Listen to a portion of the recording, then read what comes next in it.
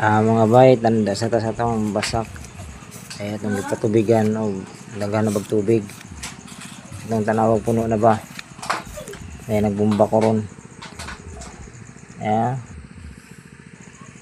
hapit na maday mapuno o kuwan. Manilay kuwang.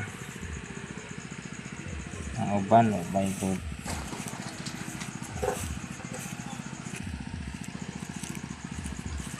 Direta sa naan. Ang tanawon ana puno nang isa kaluwang.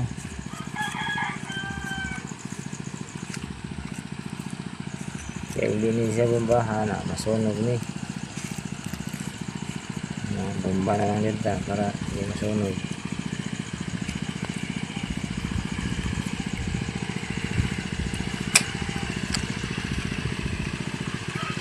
Hindi na po na siguro. Gamay ay kuwang. Kamata sa paa. Manigama sa paa. Ang gamay niya.